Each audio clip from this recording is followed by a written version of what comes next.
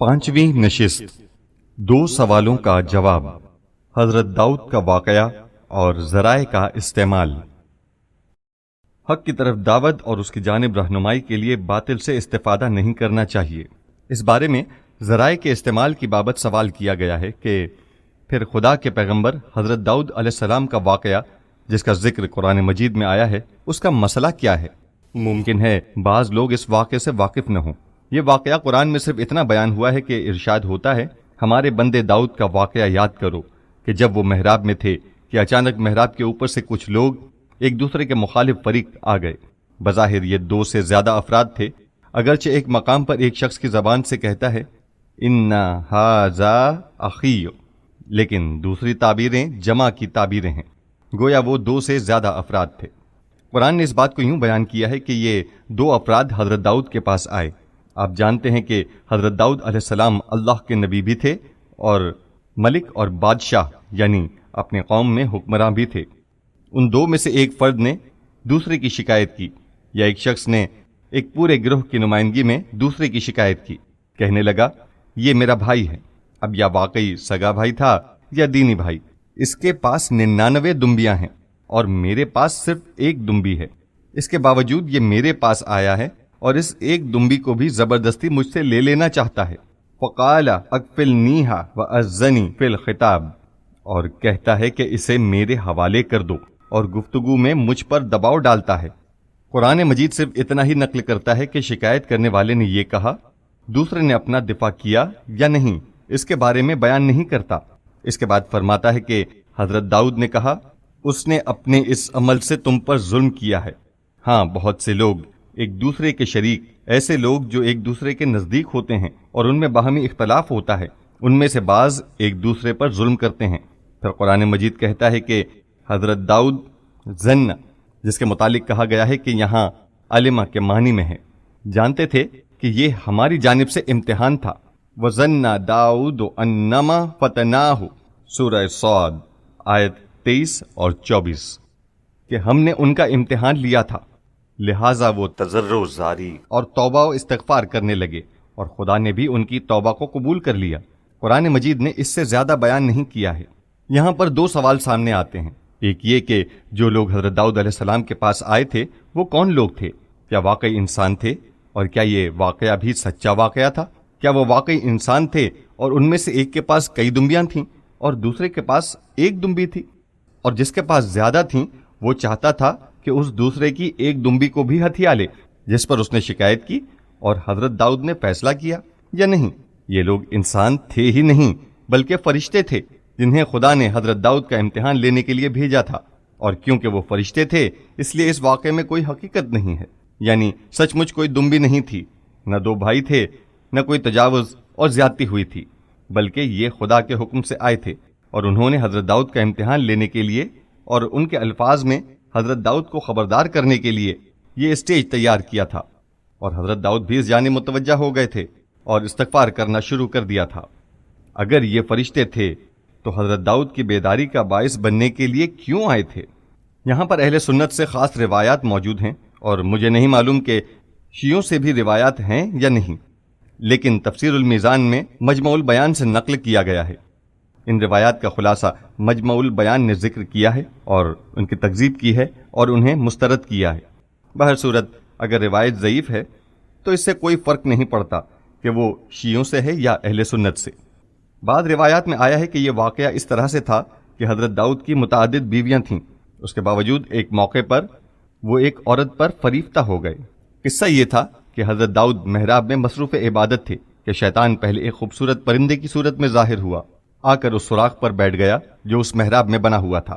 یہ پرندہ اتنا خوبصورت تھا کہ حضرت داؤد نے اپنی نماز توڑ دی اور اس کو پکڑنے کے لیے دوڑے۔ وہ پرندہ اڑ کر کچھ دور چلا گیا، آپ اس کی طرف اور بڑھے تو وہ اڑ کر چھت پر چلا گیا۔ حضرت داؤد بھی دوڑ کر اپنے دارالسلطنت اور دارالامارہ کی چھت پر چلے گئے۔ اتفاق سے پڑوس کے مکان میں اوریا نامی ایک سپاہی کی بیوی غسل کر رہی تھی، وہ بہت خوبصورت اور حسین و جمیل تھی۔ وہ حضرت داؤد کو بھا گئی۔ آپ نے معلومات کی کہ یہ کون ہے؟ آپ کو پتہ چلا کہ یہ فلاں سپاہی کی بیوی ہے۔ پوچھا وہ سپاہی کہاں ہے؟ بتایا گیا میدان جنگ میں ہے۔ انہوں نے اپنے سپہ سالار کو خط لکھا کہ جس طرح بھی ہو اس سپاہی کو کسی ایسی جگہ بھیج دو جہاں سے وہ زندہ واپس نہ آ سکے اور مارا جائے۔ سپہ سالار نے اس سپاہی کو اگلے مورچوں پر تعینات کر دیا اور وہ وہاں مارا گیا۔ جب وہ مارا گیا تو اس عورت کے حصول میں کوئی رکاوٹ نہ رہی۔ جب اس کی عدت پوری ہو گئی تو حضرت داؤد نے اس سے شادی کر لی۔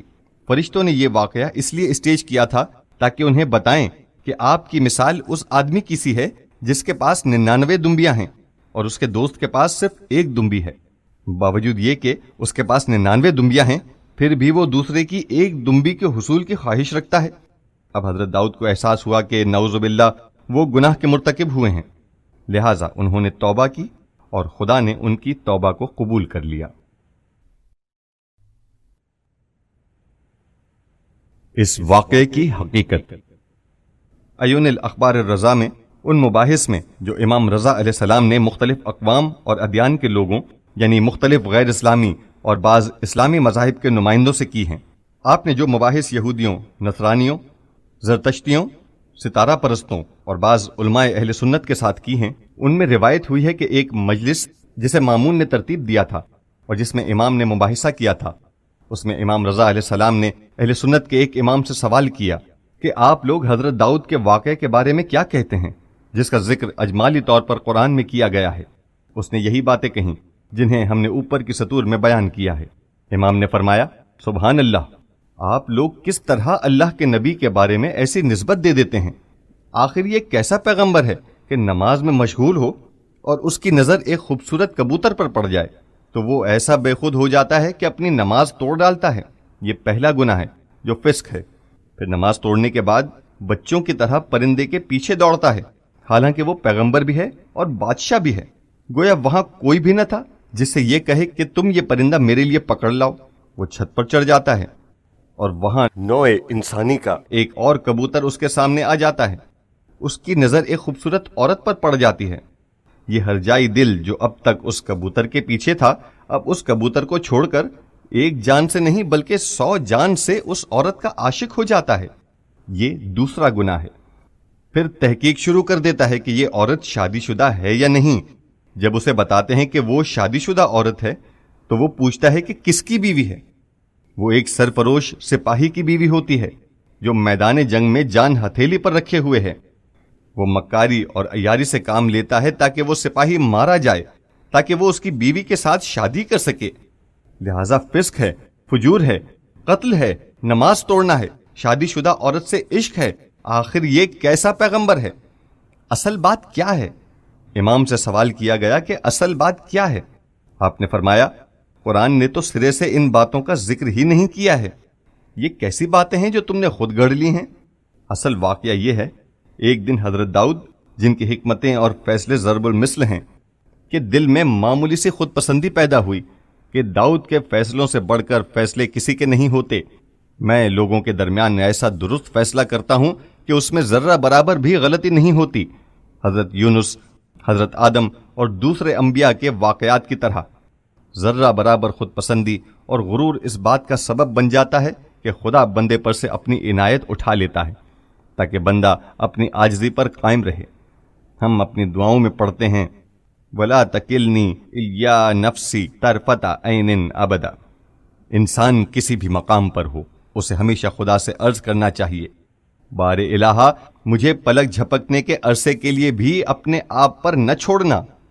ام سلمہ کہتی ہیں کہ ایک مرتبہ میں نصف شب کے وقت بیدار ہوئی، دیکھا کہ پیغمبر اکرم بستر پر نہیں ہیں۔ اچانک میں نے دیکھا کہ آپ ایک کونے میں مشغول عبادت ہیں۔ میں نے آپ کی باتیں سنی تو دیکھا کہ آپ فرما رہے تھے، بار الہا مجھے جن برائیوں سے نجات دی ہے ان میں دوبارہ نہ پلٹا دینا، بار الہا میرے دشمنوں کو شاد نہ فرمانا، بار الہا مجھے ایک لمحے کے لیے بھی، پلک جھپکنے کے عرصے کے لیے بھی اپنے آپ پر نہ چھوڑنا، یعنی مجھ سے اپنے لطف و عنایات کو دور نہ کرنا۔ بہار الانوار، طبع جدید، جلد 16، صفحہ 217۔ یہ باتیں پیغمبر آخر الزماں کہہ رہے ہیں۔ یہاں پہنچنے پر ام سلمہ نے بے اختیار زار و قطار رونا شروع کر دیا۔ جب پیغمبر کی دعا ختم ہو گئی تو آپ نے پوچھا، ام سلمہ کیوں رو رہی ہو؟ عرض کیا، اے اللہ کے رسول، جب آپ یہ کہہ رہے ہیں کہ بار الہا مجھے پلک جھپکنے کے عرصے کے لیے بھی اپنے آپ پر نہ چھوڑنا، تو افسوس ہو ہمارے حال پر۔ حضرت نے یہ نہیں فرمایا کہ میں تو تکلفاً کہہ رہا تھا، نعوذ باللہ، تمہیں سکھانے کے لیے کہہ رہا تھا۔ فرمایا ہاں ایسا ہی ہے، میرے بھائی یونس کو ایک لمحے کے لیے خدا نے اس کے اپنے اوپر چھوڑ دیا تھا تو اسے وہ سب کچھ برداشت کرنا پڑا۔ خدا اپنی عنایت کو کیسے اٹھا لیتا ہے؟ اللہ کے کسی نبی کے دل میں معمولی سی بھی خود پسندی آ جائے تو اس پر سے خدا کی عنایت اٹھ جاتی ہے اور وہ اسی وقت بلندی سے گر جاتا ہے۔ امام رضا علیہ السلام نے فرمایا اس عظیم پیغمبر کے پاکیزہ دل میں یہ خود پسندی پیدا ہوئی کہ کیا اس دنیا میں مجھ سے بہتر بھی کوئی قاضی ہے؟ حضرت داؤد کے دل میں میں کا تصور پیدا ہوا۔ اے داؤد، اب تمہارے ذہن میں میں کی فکر، میں کا تصور نہیں آنا چاہیے۔ لہذا خدا نے انہیں اس امتحان میں ڈال دیا۔ جب حضرت داؤد پر سے خدا کی عنایت اٹھ گئی تو انہوں نے ایک فیصلہ کرتے ہوئے جلد بازی سے کام لیا، یعنی وہ یہ بھول گئے کہ جب مدعی اپنا دعویٰ پیش کر رہا ہو تو قاضی کو فرضی طور پر ہی صحیح ایک لفظ بھی نہیں بولنا چاہیے۔ ایک شخص آتا ہے اور کہتا ہے یہ صاحب جنہیں آپ دیکھ رہے ہیں انہوں نے میرا مال ہتھیا لیا ہے، اتنے مال و دولت کے باوجود، جبکہ ان کے پاس 99 دمبیاں ہیں اور میرے پاس صرف ایک دمبی ہے، یہ میری ایک دمبی پر بھی نظر رکھے بیٹھا ہے۔ حضرت داؤد اپنے انسان دوستی جذبات کا شکار ہو گئے اور اتنا بھی صبر نہ کیا کہ دیکھیں مدعا علیہ کیا کہتا ہے، آخر اس کے پاس بھی اپنے دفاع میں کچھ ہے یا نہیں۔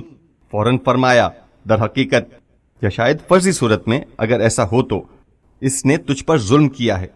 جب وہ ایسا کر بیٹھے تو یکایک انہیں احساس ہوا کہ اے داؤد، فیصلہ کرنے کا یہ طریقہ نہیں ہے کہ دوسرے کی بات کو سنے بغیر کوئی بات کہو۔ قاضی کو خاموش رہنا چاہیے، دوسرے کو اپنی بات کہنے کا موقع دینا چاہیے تاکہ وہ اپنا دفاع کر سکے، اس کے بعد اسے اپنی بات کہنی چاہیے۔ اس مقام پر حضرت داؤد کو احساس ہوا کہ ان سے غلطی ہو گئی ہے۔ نہ صرف انہیں اس بات کا احساس ہوا کہ انہوں نے غلط فیصلہ کیا ہے، بلکہ فوراً ہی اپنی غلطی کی وجہ بھی جان گئے۔ اے داؤد، غلطی کی اصل وجہ کیا ہے؟ وجہ یہ ہے کہ تمہارے اندر میں آ گئی تھی۔ تم یہ سمجھ رہے تھے کہ میں کچھ ہوں اور اسی میں نے تمہیں نقصان پہنچایا ہے۔ قرآن میں کسی عورت کا تذکرہ نہیں ہے، کسی اوریا کا ذکر نہیں ہے، کسی اڑ جانے والے پرندے کی بات نہیں ہے، ان باتوں کا ذکر نہیں ہے۔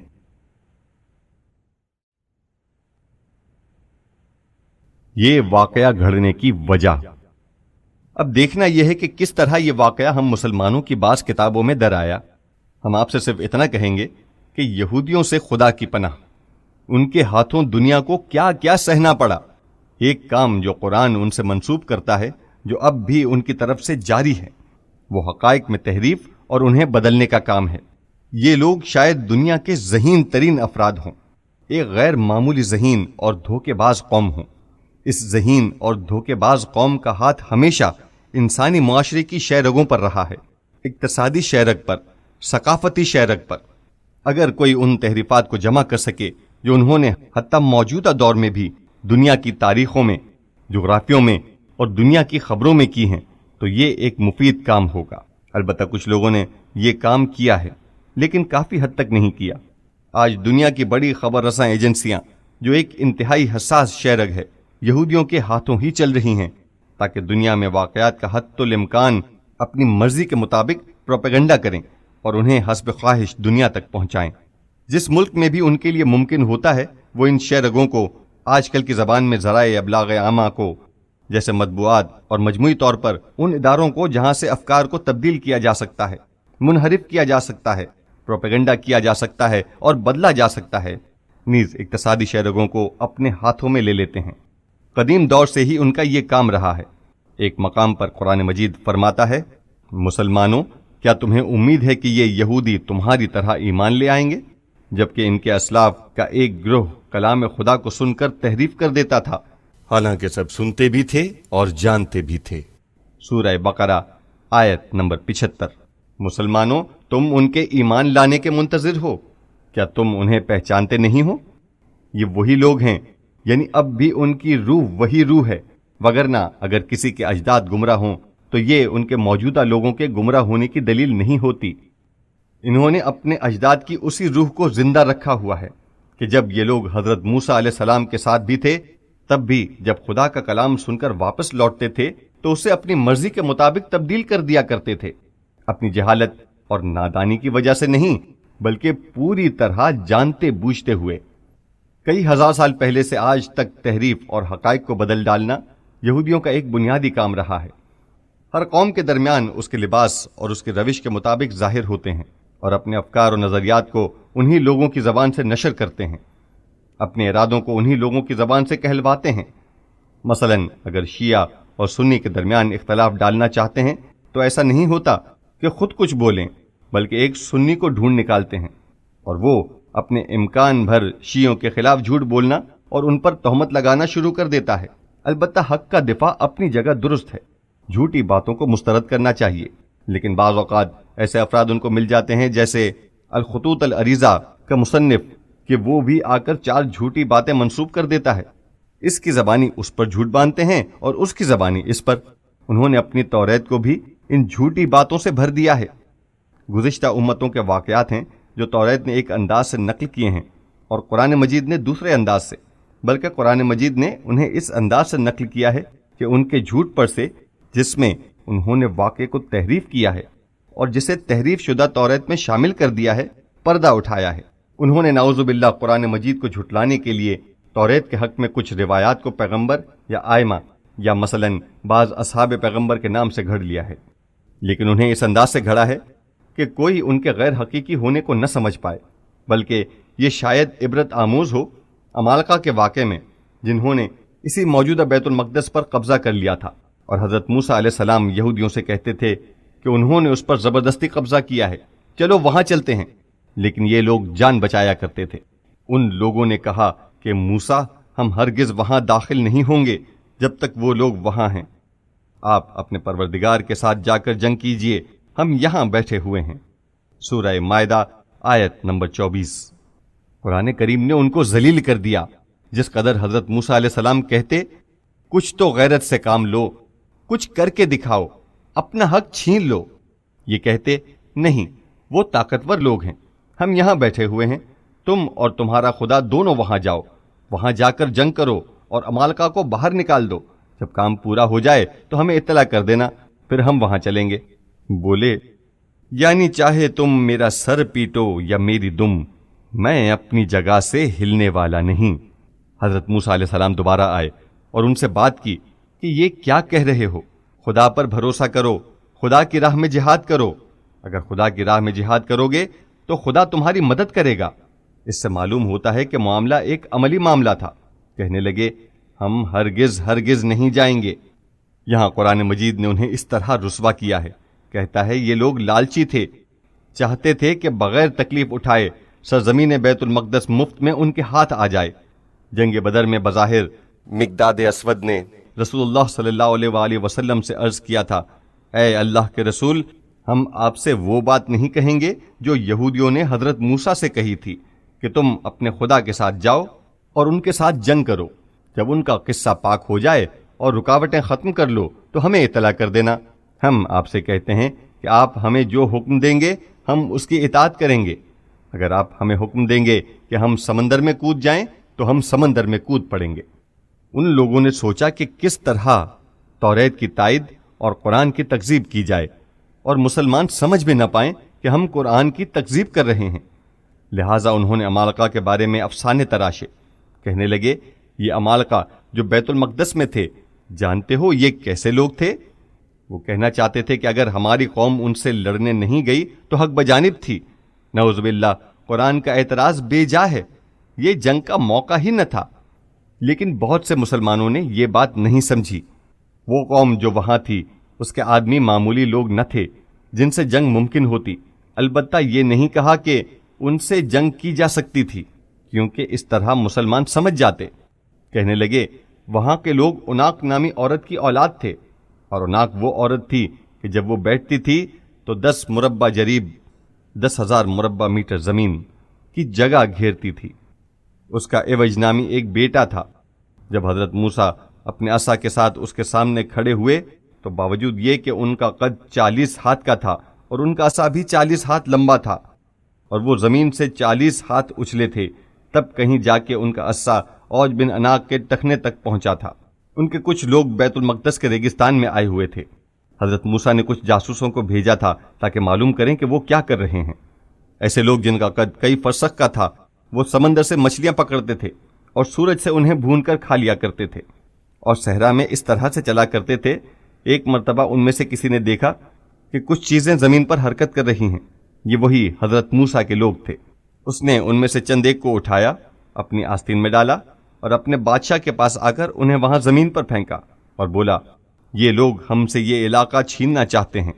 اگر سچ مچ بیت المقدس میں ایسی کوئی قوم رہتی تھی تو موسیٰ نے خوامخواہ کہا کہ وہاں جاؤ اور قبضہ کر لو۔ یہودی حق بجانب تھے جو یہ کہتے تھے کہ یہ ہمارا کام نہیں ہے، تم اور تمہارا خدا جاؤ اور انہیں باہر نکال دو، ہم بعد میں آ جائیں گے۔ وہ کوئی معمولی لوگ نہیں تھے۔ ان لوگوں نے یہودیوں پر قرآن کی تنقید کو مسترد کرنے کے لیے چالاکی سے یہ افسانے گھڑ لیے اور مسلمانوں کی زبان پر چڑھا دیے۔ بعد میں خود مسلمان بیٹھ کر اوج بن عناق کی باتیں سنایا کرتے، عمالقہ کو بڑھا چڑھا کر بیان کرتے تھے اور یہ کہا کرتے تھے کہ اگر معاملہ یوں تھا تو قرآن ان سے کیا کہتا ہے۔ حضرت داؤد علیہ السلام کے معاملے میں بھی مسئلہ کچھ ایسا ہی تھا۔ یہ پرندے کا قصہ اور حضرت داؤد کا اوریا کی بیوی پر عاشق ہو جانا اور پھر اوریا کو قتل کروا دینا بھی ایک جعلی داستان ہے۔ اس سے بھی بدتر انہوں نے کہا ہے کہ ابھی اوریا زندہ ہی تھا کہ حضرت داؤد اس کی بیوی کو اپنے گھر لے آئے اور نعوذ باللہ اس کے ساتھ زنا کیا اور سمجھے کہ بات آئی گئی ہو گئی ہے۔ لیکن کچھ عرصے بعد اس عورت نے آپ کو بتایا کہ میں حاملہ ہو چکی ہوں، اب کیا کروں؟ جب حضرت داؤد نے دیکھا کہ عورت ان سے حاملہ ہو چکی ہے اور کل بچہ متولد ہوگا تو ان کا پول کھل جائے گا، لہٰذا انہوں نے حکم دیا کہ اسے مار ڈالا جائے۔ قرآن مجید نے حضرت داؤد علیہ السلام کی داستان کو انتہائی پاکیزگی اور شفافیت کے ساتھ نقل کیا ہے، اور تحریف شدہ توریت نے اسے اس قدر ناپاک انداز اور غلاظت کے ساتھ بیان کیا ہے۔ بعد میں یہودیوں نے جعلی روایات کو مسلمانوں کی زبانوں پر جاری کر دیا۔ اس مقام پر ائمہ اہل بیت علیہم السلام کی اہمیت ابھر کر سامنے آتی ہے۔ امام رضا علیہ السلام ان کے جھوٹ سے پردہ اٹھاتے ہیں، فرماتے ہیں کہ تم یہ کیسی بکواس اور بےہودہ باتیں کرتے ہو، یہ تم اللہ کے نبی کی طرف کیسی باتیں منسوب کرتے ہو؟ قرآن مجید میں کہاں ایسی باتیں آئی ہیں؟ قرآن مجید تو اس واقعے کے بارے میں اس سے زیادہ کچھ نہیں کہتا کہ کچھ لوگ آئے حضرت داؤد کے پاس اور ان میں سے ایک نے دوسرے کی شکایت کی، اور فیصلے کے متعلق بھی صرف اتنا کہا ہے کہ حضرت داؤد نے مدعی کی بات سنی تو فوراً ہی اپنا فیصلہ سنا دیا۔ پھر یکبارگی انہیں احساس ہوا کہ ان سے غلطی ہو گئی ہے، جس پر انہوں نے استغفار کیا۔ یہ واقعہ تھا، اس میں کسی عورت کا تذکرہ ہی نہیں۔ اس واقعے کے دو پہلو ہیں، آنے والے وہ لوگ فرشتے تھے یا انسان؟ اگر انسان تھے تو یہ ایک سچا واقعہ تھا، لہذا خدا ہی نے ان انسانوں کو بھیجا تھا، اور یہ حضرت داؤد کو متنبع کرنے کے لیے نہیں آئے تھے، بلکہ سچ مچ انہیں ایک مسئلہ پیش آیا تھا۔ لیکن جب حضرت داؤد نے اس فیصلے میں اجرت سے کام لیا تو یکبارگی خود ہی متوجہ ہو گئے۔ بس یہاں پر کسی ناجائز ذریعے اور جھوٹ سے کام نہیں لیا گیا ہے، اور اگر جو لوگ آئے وہ فرشتے تھے اور حضرت داؤد کی تنبیہ کے لیے آئے تھے تو سوال یہ پیدا ہوتا ہے کہ وہ فرشتے حضرت داؤد کو متوجہ کرنے کی خاطر ایک جعلی ڈرامہ رچانے کے لیے کس طرح پہنچ گئے؟ اور جو سوال ہم سے ہوا تھا وہ اس اعتبار سے تھا کہ کس طرح دو فرشتوں نے آ کر ایک جعلی ڈرامہ رچایا۔ البتہ ان کا مقصد حضرت داؤد کو تنبیہ کرنا تھا، جو ایک مقدس مقصد ہے، لیکن جو داستان انہوں نے بیان کی ہے وہ جعلی ہے۔ جواب: یہاں ہم وہی بات عرض کریں گے جو علامہ طباطبائی نے تفسیر المیزان میں بیان فرمائی ہے۔ اگرچہ انہوں نے جو کچھ بیان کیا ہے وہ ایک اعلیٰ سطح کا ہے، اس لیے شاید ہم اسے اس نشست میں بیان نہ کر پائیں۔ وہ فرماتے ہیں، پہلی بات تو یہ ہے کہ ان کا فرشتے ہونا یقینی بات نہیں ہے، اور اگر بالفرض وہ فرشتے ہوں بھی تو وہ فرشتوں کا تمثل تھا، اور فرشتوں کا تمثل اس سے مختلف ہے کہ عالم مادی اور عالم تکلیف میں کچھ لوگ حضرت داؤد کے پاس آئیں اور ان سے ایک جھوٹی داستان بیان کریں جو ان کے لیے جائز نہیں۔ بالفاظ دیگر وہ فرماتے ہیں کہ یہ مسئلہ ایک سچی یا جھوٹی بات ہے، اور ہماری یہ ذمہ داری ہے کہ ہم سچ بولیں، جھوٹ نہ بولیں۔ عالم مادی اور عالم عینی سے تعلق رکھتی ہے۔ اگر عالم مادی اور عالم عینی میں دو موجود حضرت داؤد کے پاس آتے ہیں اور اپنی بات کہتے ہیں اور جھوٹ بولتے ہیں تو اس کا تعلق اس معاملے سے تھا، جبکہ تمثل کا مسئلہ ایک مختلف مسئلہ ہے۔ مسئلہ تمثل یعنی ایک حقیقت کا کسی اور صورت میں ظاہر ہونا، جیسے سچے خواب۔ سچے خواب باوجود یہ کہ تمثل ہے، ان میں سچ اور جھوٹ ان معنوں میں نہیں ہوتا۔ مثلا ہم یہ عرض کرتے ہیں پیغمبر اکرم صلی اللہ علیہ وآلہ وسلم خواب میں دیکھتے ہیں کہ بندروں کا ایک گروہ ان کے ممبر پر چڑھ اور اتر رہا ہے اور ان کی امت کے لوگ ممبر کے نیچے بیٹھے ہوئے ہیں۔ ان لوگوں کے چہرے ممبر کی جانب ہیں اور وہ الٹے چلے جا رہے ہیں۔ آپ غمگین حالت میں نیند سے بیدار ہوتے ہیں، محسوس کرتے ہیں کہ یہ عالم اسلام پر ایک کاری ضرب کی علامت ہے۔ جبرائیل پیغمبر کے لیے اس خواب کی تفسیر بیان کرتے ہیں، اور جو خواب ہم نے آپ کو دکھایا ہے وہ صرف لوگوں کی آزمائش کا ذریعہ ہے۔ جس طرح کہ قرآن میں قابل لعنت شجرہ بھی ایسا ہی ہے، اور ہم لوگوں کو ڈراتے رہتے ہیں لیکن ان کی سرکشی بڑھتی ہی جا رہی ہے۔ سورہ بنی اسرائیل آیت 60 کہ اس خواب کی تعبیر ہے، اور تعبیر یہ ہے کہ آپ کے بعد بنی امیہ آپ کی امت پر مسلط ہو جائیں گے، آپ کے اسی ممبر پر بیٹھیں گے، اسلام کے ظواہر کو ملحوظ رکھیں گے، اسلام کے نام پر بات کریں گے، لوگوں کا رخ بھی اسلام کی جانب ہوگا، لیکن عملی طور پر لوگوں کو اسلام سے دور کریں گے۔ یہ وہ خواب ہے جو اللہ نے اپنے پیغمبر کو دکھایا۔ یہ خواب جھوٹا ہے یا سچا؟ اگر کہیں کہ سچا خواب وہ ہوتا ہے جو اسی طرح ظاہر ہو جس طرح انسان نے دیکھا ہے، تو اس صورت میں یہ ایک جھوٹا خواب ہے، کیونکہ حقیقت میں رسول کے ممبر پر کوئی بندر نہیں چڑھا تھا، اور حقیقت کی دنیا میں کوئی ایسا واقعہ پیش نہیں آیا تھا کہ لوگ ممبر رسول کے نیچے بیٹھے ہوں اور ساتھ ہی الٹے چلتے ہوئے اس سے دور ہو رہے ہوں۔ لیکن اس کے باوجود یہ ایک سچا خواب ہے، کیونکہ ایک حقیقت کی تصویر ہے۔ بندر بنو امیہ کا تمثل ہیں، اور لوگوں کا بیٹھے ہوئے الٹے چلنا اسلام کی شکل و صورت کا باقی رہنا اور اس کی روح اور حقیقت کا ختم ہو جانا ہے۔ اگر ایک پیغمبر کے لیے فرشتے متمثل ہوتے ہیں، یعنی ان کے تمثل میں کوئی حقیقت اس صورت میں متمثل ہوتی ہے، تو وہاں سچ اور جھوٹ کا مسئلہ اس شکل میں پیش نظر نہیں ہوتا۔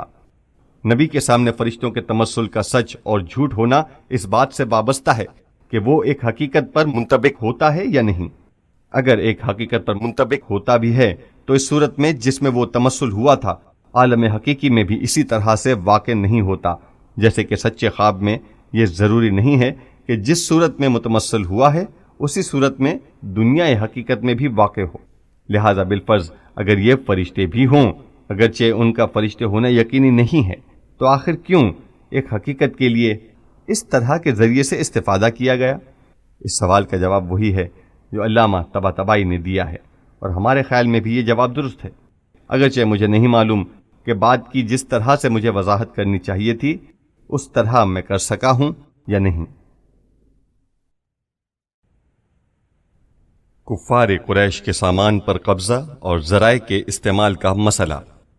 ایک اور سوال جسے ہم خود کچھ توضیح دینا چاہتے ہیں یہ ہے کہ اگر اسلام میں نیک مقصد کے حصول کے لیے کسی ناجائز اور فاسد ذریعے سے استفادہ جائز نہیں، تو پیغمبر اکرم صلی اللہ علیہ وآلہ وسلم کیوں اس بات کی اجازت دیا کرتے تھے کہ مسلمان مدینہ کے قریب سے گزرنے والے کفار قریش کے قافلوں کو روک کر ان کے مال و اسباب پر قبضہ کر لیں جو شام سے مکہ کی طرف مال تجارت لے کر جاتے تھے؟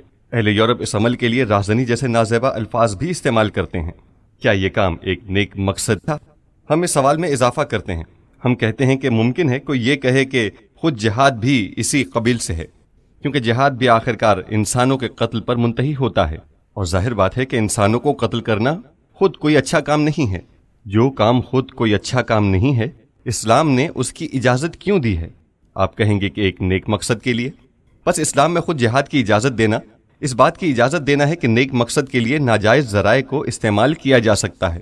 اس حوالے سے دوسری مثالیں بھی ہمارے پاس موجود ہیں۔ کیا ہماری فقہ یہ نہیں کہتی کہ دروغ مصلحت آمیز باز راستی فتنہ انگیز است؟ مصلحت اور بھلائی کی خاطر بولا جانے والا جھوٹ فتنہ پیدا کرنے والے سچ سے بہتر ہے۔ یہ شیخ سعدی کا جملہ ہے، لیکن فقہ بھی اس بات کی اجازت دیتی ہے۔ فقہ بھی یہ کہتی ہے کہ اگر کسی مقام پر ایک جھوٹ معاشرے کی مصلحت اور اس کے مفاد میں ہو تو یہ جھوٹ بول دینا چاہیے۔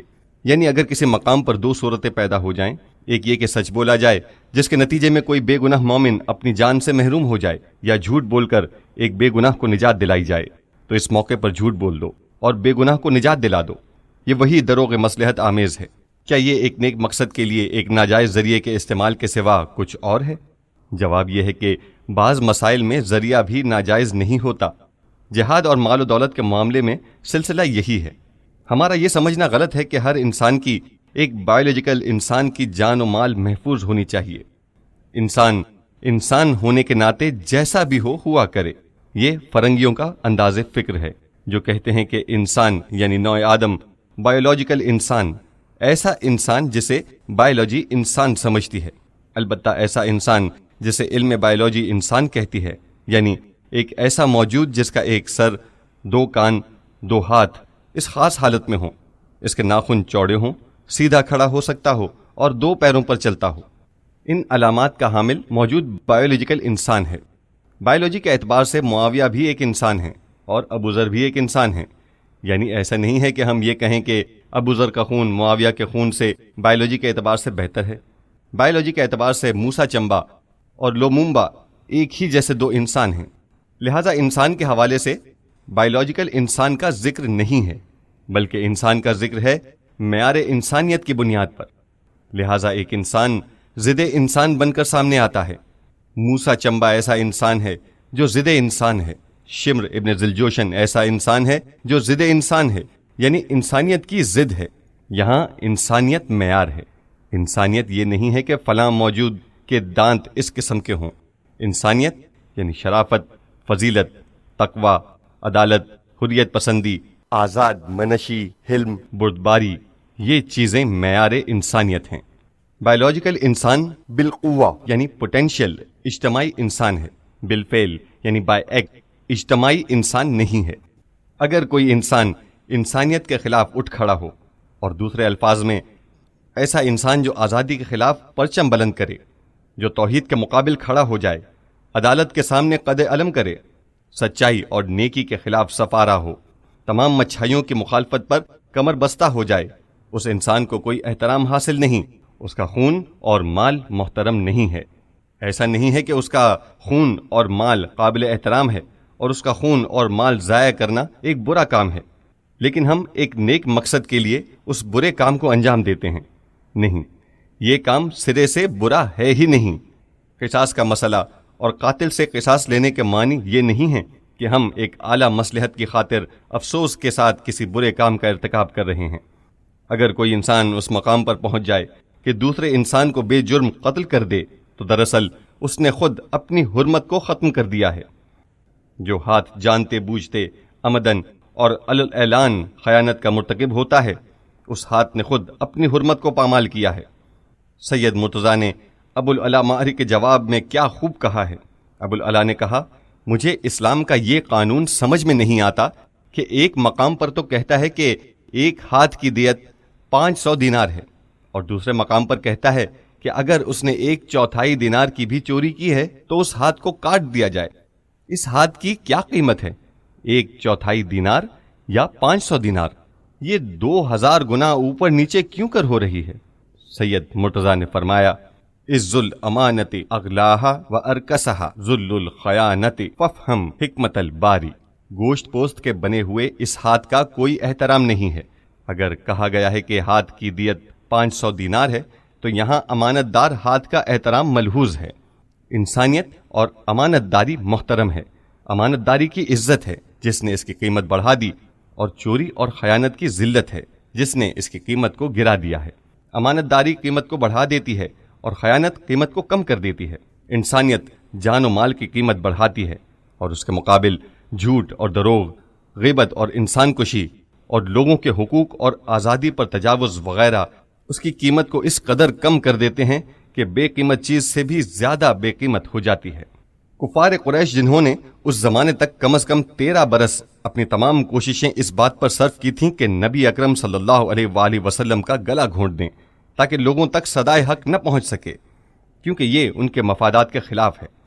مسلمانوں کو تکلیفیں پہنچائیں، اذیتیں دے کر ان کو قتل کر دیں اور کسی ظلم سے دریغ نہ کریں، جبکہ وہ جانتے تھے کہ وہ حق بات کہہ رہے ہیں، پھر بھی ہم کہیں کہ ان کا مال محترم ہے، ان کا تجارتی مال قابل احترام ہے۔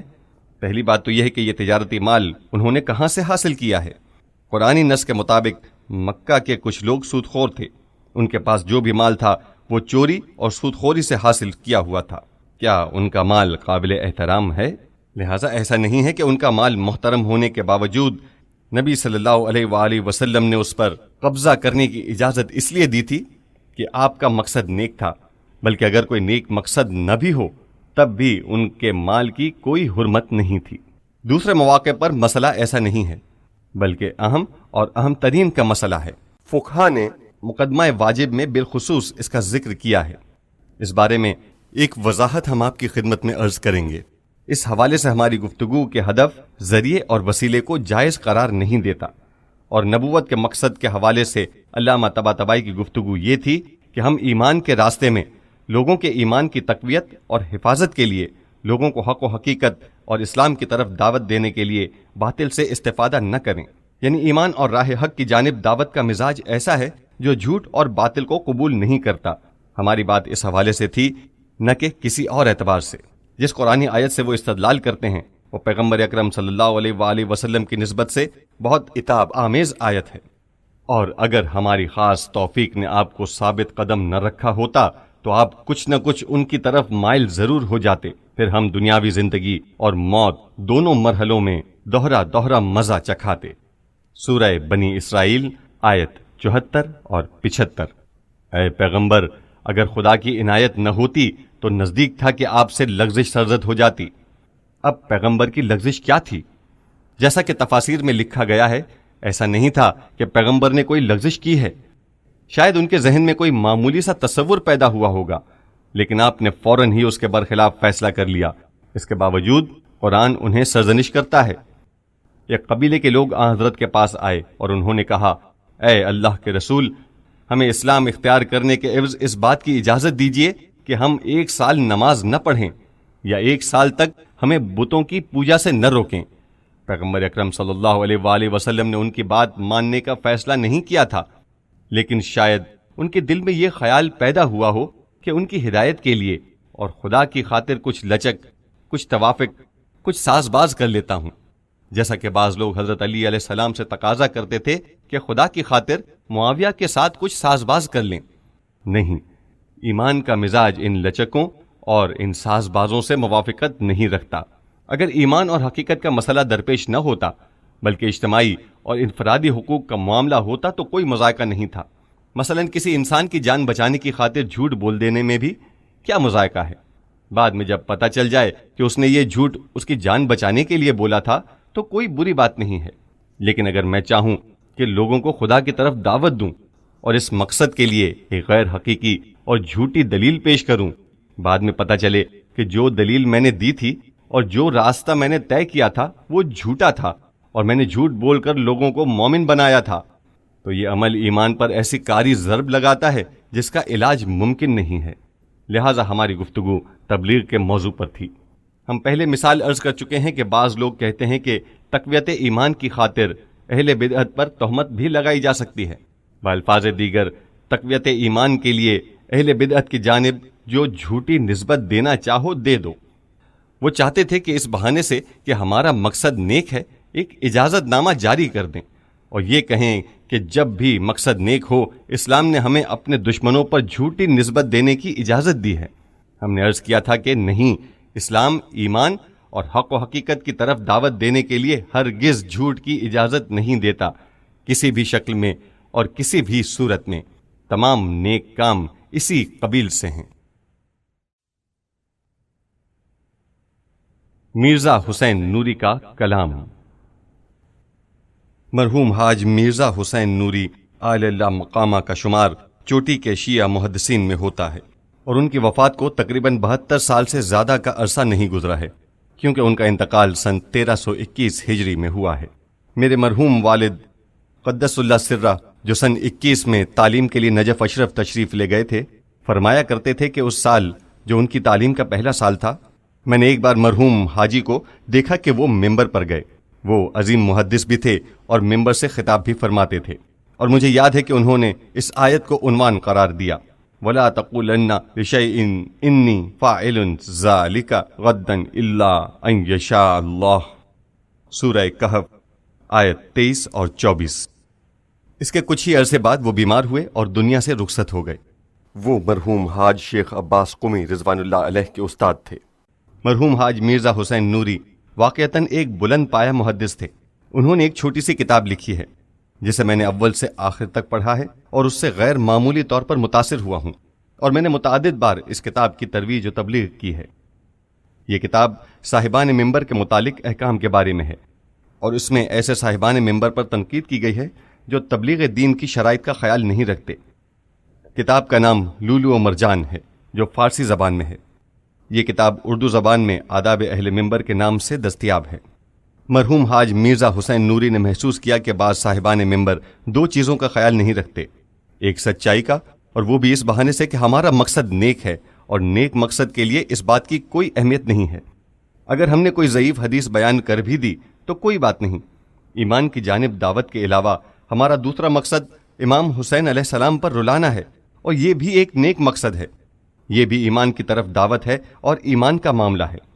انہوں نے اپنی نصف کتاب میں سچ اور جھوٹ کے بارے میں بحث کی ہے اور اس مسئلے پر گفتگو کی ہے کہ اسلام کسی صورت اس بات کی اجازت نہیں دیتا کہ ہم دین کی تبلیغ کے لیے حتیٰ ضعیف روایات کا بھی سہارا لیں، چہ جائے یہ کہ ایسی چیز کا جس کے بارے میں ہم جانتے ہوں کہ وہ جھوٹی ہے۔ اپنی کتاب کے دوسرے نصف حصے کو انہوں نے اخلاص کے مسئلے کے لیے مخصوص کیا ہے، یعنی دین کی تبلیغ میں اور امام حسین علیہ السلام پر رلانے میں خلوص نیت شرط ہے۔ سیرت نبوی کے طور پر جن موضوعات کو ہم بیان کرنا چاہتے ہیں ان میں سے ایک یہی موضوع ہے۔ اس کے بعد انہوں نے اجر اور اجرت کا مسئلہ اٹھایا ہے۔ انہوں نے اس کتاب میں اس بات کی بہت تاکید کی ہے۔ آج یہ نکتہ ہمارے ذہن میں آیا کہ وہی بات جو ہم نے ذریعے کے استعمال کے عنوان کے تحت بیان کی ہے، اسے انہوں نے ایک دوسرے عنوان کے تحت بیان کیا ہے، اور وہ کبھی کبھی کوئی دلچسپ اور مزیدار بات بھی بیان کر دیتے ہیں۔ جیسے کہ انہوں نے کہا کہ ہندوستان کے ایک عالم نے مجھے خط لکھا ہے کہ یہاں لوگ آ کر انتہائی جھوٹی باتیں کرتے ہیں اور ضعیف اور باطل حدیثیں بیان کرتے ہیں۔ آپ جو مرکز میں تشریف فرما ہیں، کچھ کیجئے، کوئی کتاب لکھیے تاکہ ان کو روکا جا سکے۔ وہ کہتے ہیں کہ میں نے جواب میں لکھا کہ یہ جھوٹ کہیں اور نہیں، اسی مرکز میں گھڑے جاتے ہیں۔ اس کے بعد وہ اس بارے میں کہتے ہیں کہ دیکھیے معاملہ کہاں تک پہنچ گیا ہے۔ یزد کے ایک عالم نے مجھ سے نقل کیا کہ ایک مرتبہ میں یزد سے صحرا کے راستے امام رضا علیہ السلام کی زیارت کے لیے مشہد جا رہا تھا۔ ایام محرم شروع ہو گئے۔ شب عاشور ہم ایک گاؤں میں پہنچے۔ مجھے بہت افسوس ہوا کہ ایام عاشور میں ہم مشہد یا کم از کم کسی ایسے شہر نہیں پہنچ سکے جہاں عزاداری ہوتی ہو۔ دل میں کہا کہ بالآخر اس گاؤں میں بھی لازماً کہیں نہ کہیں عزاداری ہوتی ہی ہوگی۔ پوچھ گچھ کی تو معلوم ہوا کہ مثلاً ایک امام بارگاہ ہے جہاں لوگ عزاداری کرتے ہیں۔ وہاں گئے تو ہم نے دیکھا کہ ایک دیہاتی ذاکر ممبر پر بیٹھ رہا ہے۔ جب وہ ممبر پر بیٹھ گیا تو میں نے دیکھا کہ مسجد کا خادم گیا اور اپنے دامن میں پتھر بھر کر لایا اور ذاکر یا مداح اہل بیت کے دامن میں ڈال دیے۔ مجھے حیرت ہوئی کہ یہ کس لیے ہے۔ اس ذاکر نے کچھ مصائب پڑھے لیکن کسی نے گریہ نہیں کیا۔ وہ بولا چراغ گل کر دو۔ چراغ گل کر دیے گئے۔ جیسے ہی چراغ گل کیے گئے اس نے لوگوں کے سروں پر سنگ باری شروع کر دی۔ لوگوں کی آہ و بکا بلند ہونے لگی، لوگ چیخ و پکار مچانے لگے اور آخر کار لوگوں نے گریہ کر لیا۔ جب سب کچھ ختم ہو گیا تو میں نے اس سے پوچھا کہ یہ کیا تھا؟ یہ ایک گناہ ہے اور اس کی دیت ہوتی ہے، تم نے ایسا کیوں کیا؟ کہنے لگا یہ لوگ امام حسین کی خاطر اس کے علاوہ کسی اور طریقے سے گریہ کرتے ہی نہیں ہیں۔ بہر صورت لوگوں کے آنسو تو نکلوانے ہیں، جو ذریعہ بھی ممکن ہو اس سے استفادہ کرنا چاہیے۔ وہ کہتے ہیں یہ بات غلط ہے۔ یہ کیا ہوا کہ جس طریقے سے بھی ہو سکے؟ کیا امام حسین علیہ السلام پر اتنے جانسوز مصائب نہیں گزرے؟ اگر ان کے سینے میں دل ہے، اگر اسے امام حسین سے محبت ہے، اگر وہ واقعاً امام حسین کا شیعہ ہے، تو اگر تم سچے مصائب بھی بیان کرو گے تو بھی وہ گریہ کرے گا۔ اور اگر اس کے سینے میں دل ہی نہیں ہے، اگر اسے امام حسین سے محبت ہی نہیں ہے، اگر وہ امام حسین کی معرفت ہی نہیں رکھتا تو وہ 100 سال بھی گریہ نہ کرے۔ ہمیں کیا؟ یہ کیا طریقہ ہے جو تم اختیار کر رہے ہو؟ لہٰذا یہ بات جو ہم نے عرض کی کہ حق و حقیقت کے لیے ہر وسیلے سے استفادہ نہیں کیا جا سکتا، اس سے ہماری مراد ایمان ہے، اور ان کا مقصد بھی یہی ہے، یعنی حق و حقیقت کی جانب دعوت کے راستے میں لوگوں کو بے ایمانی سے ایمان کی طرف لے جانے کی راہ میں تو اہم اور زیادہ اہم کا معاملہ بھی نہیں ہے۔ اہم اور زیادہ اہم اور مہم کا مسئلہ کسی اور جگہ کے لیے ہے، یعنی اجتماعی مصلحت میں، اور حتیٰ انفرادی اور ذاتی عبادات کے معاملے میں، جیسے نماز پڑھنا، یا غصبی زمین وغیرہ کے مسئلے میں، لیکن تبلیغ اور اسلام کا پیغام پہنچانے کے معاملے میں انسان کو ذرہ برابر حق و حقیقت سے تجاوز نہیں کرنا چاہیے۔ انسان ایک حدیث بیان کرنا چاہتا ہے، پھر سوچتا ہے کہ اگر اس حدیث کو اس طرح سے بیان کروں تو اس کا اثر بہتر ہوگا۔ یہ گناہ ہے، بلکہ اسے دخل در معقولات کہنا چاہیے۔ تمہیں ان باتوں کا حق نہیں ہے۔ اس کے بعد وہ قرآنی آیات پیش کرتے ہیں کہ خدا نے ضمانت دی ہے، انا لننصر رسلنا، سورہ مومن آیت نمبر 51۔ ہم تبلیغ کے راستے میں اپنے پیغمبروں کی مدد کرتے ہیں۔ اے میرے پیغمبروں، تم حق و حقیقت کی راہ پر چلو، تاثیر پیدا کرنا ہمارا کام ہے، ہم ضمانت دیتے ہیں۔ انبیاء نے بھی وہی راستہ اختیار کیا اور جس نتیجے تک پہنچنا چاہتے تھے اس تک پہنچ گئے۔ بس لوگوں کو دین و ایمان کی طرف دعوت دیتے ہوئے ذرائع کے استعمال میں ہمیں اس بات کی اجازت نہیں ہے کہ ہم ہر ممکنہ ذریعے کو کام میں لائیں۔ اس طرح ہم غلط کرتے ہیں، اس کا الٹا نتیجہ نکلتا ہے۔ ہم ذرائع یعنی کتابوں کے معاملے میں محتاج نہیں ہیں۔ چھوڑ دو ان لوگوں کو جو کتابوں کے اعتبار سے محتاج ہیں، وہ جائیں اور جعلی چیزیں گھڑیں۔ ہمارا مطلب یہ ہے کہ ہم کیوں ایسا کریں؟ ہم کتب کے اعتبار سے اتنے ثروت مند ہیں کہ اس کی ضرورت کا احساس بھی غلط ہے۔ آپ لوگوں کو امام حسین علیہ السلام پر رلانا چاہتے ہیں۔ عاشور کا منظر اس قدر ولولہ انگیز ہے، اس قدر جذباتی ہے، اس قدر رقت آمیز ہے، اس میں اس قدر عظیم، دلسوز اور جاذب مناظر ہیں کہ اگر ہمارے دل میں ذرہ برابر بھی ایمان ہو تو صرف امام حسین کا نام سنتے ہی ہماری آنکھوں سے اشک جاری ہو جائیں گے۔ اِنَّا لِلْحُسَيْنِ محبتاً مکنونتاً فی قلوب المومنین۔ امام حسین سے ایک پوشیدہ محبت ہر مومن کے دل میں ہے۔ انا قتیل الابرہ، میں مقتول اشک ہوں۔ بہار الانوار طبع جدید جلد 44 صفحہ 279 اور 280۔ عربی زبان میں امام جعفر صادق علیہ السلام کے ایک صحابی کے اشعار ہیں، انتہائی عجیب شعر ہیں۔ شاید اپنی طالب علمی کے ابتدائی دور میں جبکہ میں مشہد میں ہوتا تھا، ابھی قم نہیں گیا تھا، میں نے ان اشعار کو محدث قمی کی کتاب نفشت المصدور سے حفظ کیا تھا۔ وہ لکھتے ہیں کہ ابو ہارون مکفوف، جو بظاہر نابینا تھے اور انہیں مکفوف کہا جاتا تھا، ایک ماہر شاعر تھے اور کبھی کبھی امام حسین علیہ السلام کے بارے میں مرثیہ کہا کرتے تھے۔ وہ کہتے ہیں کہ ایک دن میں امام صادق علیہ السلام کی خدمت میں پہنچا۔ انہوں نے مجھ سے فرمایا، جو مرثیہ تم نے میرے جد کے بارے میں کہا ہے وہ پڑھو۔ میں نے عرض کیا ضرور۔ فرمایا، عورتوں کو بھی کہو کہ پردے کے پیچھے آ جائیں تاکہ وہ بھی سن سکیں۔ عورتیں اندرونی سے آ کر اس کمرے میں پردے کے پیچھے نزدیک آ کر بیٹھ گئیں۔ اس نے اشعار پڑھنا شروع کیے جو بظاہر اس نے نئے ہی کہے تھے، لیکن آپ ذرا ان کا مضمون دیکھیے اور اس میں موجود سبق کو ملاحظہ کیجیے۔